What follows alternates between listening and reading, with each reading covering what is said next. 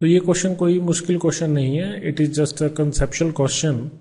इसमें क्या कह रहा है कि if the sun and the planets carried huge amount of opposite charges, ठीक है, तो सन और प्लैनेट्स के बीच में, ठीक, ये सन है, ठीक, और ये कोई प्लैनेट है, मान लीजिए अर्थ ही है, ठीक है, तो इनके बीच में पहले क्या चीज एग्जिस्ट कर रही है, म्यूचुअल ग्रेविटेशनल फोर्स।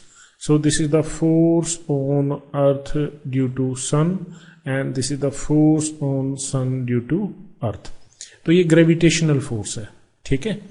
अब ये कह रहा है कि इनके ऊपर अपोजिट चार्जेस आ गए हैं, ठीक है, and it is of huge amount, मतलब इनके अंदर इलेक्ट्रोस्टैटिक इंटरेक्शन होगी। इसका कहने का मतलब ये है, सपोज इस पे नेगेटिव चार्ज है, इस पे पॉजिटिव चार्ज है, ठीक है, तो क्या होगा, ये सन इस अर्थ को अपनी तरफ खींचेगा, तो इस फोर्स के एडिशन में, ग्रेविटेशनल फोर्स के एडिशन में एक इलेक्ट्रोस्टैटिक फोर्स और आ जाएगी, इलेक्ट्रोस्टैटिक फोर्स और पिक्चर के अंदर एंटर कर जाएगी। तो जो नेट फोर्स है अर्थ पे सन की और सन पे अर्थ की, वो क्या होगी, बढ़ेगी।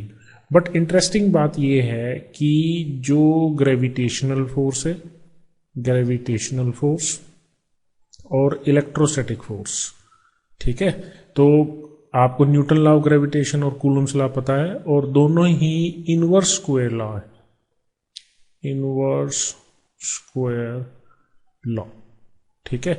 और क्योंकि जो चार्ज है वो अपोजिट है, तो इसलिए यहां पे अट्रैक्टिव फोर्स होगी, ठीक है। तो यहां पे जो नेट फोर्स है वो बढ़ रही है किसी एक प्लेनेट पे कहीं, ठीक है, और सेंट्रल फोर्स की सिचुएशन सेटिस्फाई हो रही है।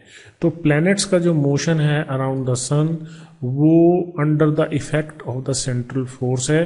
तो यहां पे केवल सेंट्रल फोर्स का मैग्नीट्यूड ही बढ़ा है, बाकी और किसी चीज पे कोई भी फर्क नहीं पड़ा है।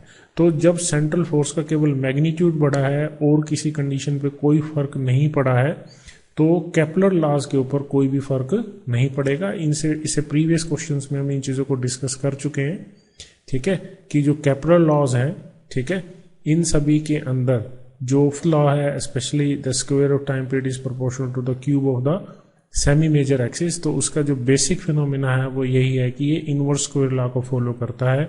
तो इसलिए जो केपलर लॉज हैं उनके ऊपर कोई भी फर्क नहीं पड़ेगा, ठीक है। तो जब केपलर लॉज पे कोई भी फर्क नहीं पड़ेगा, दे आर स्टिल वैलिड, तो जो सेकंड लॉ है वो चेंज नहीं होगा, ठीक है। बी ऑप्शन गलत होगा क्योंकि कह रहा है केवल थर्ड लॉ ही वैलिड होगा, नो थर्ड लॉ नहीं है, सभी लॉज वैलिड रहेंगे, सो बी इज रॉन्ग।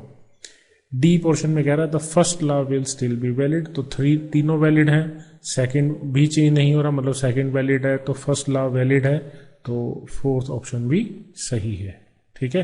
तो इस क्वेश्चन का बेसिक थीम ये था कि सेंट्रल फोर्स स्टिल एग्जिस्ट करेगी और उसका केवल मैग्नीट्यूड ही बढ़ेगा और सिचुएशन के ऊपर कोई भी फर्क नहीं पड़ेगा, तो सभी केपलर लॉज वैलिड रहेंगे।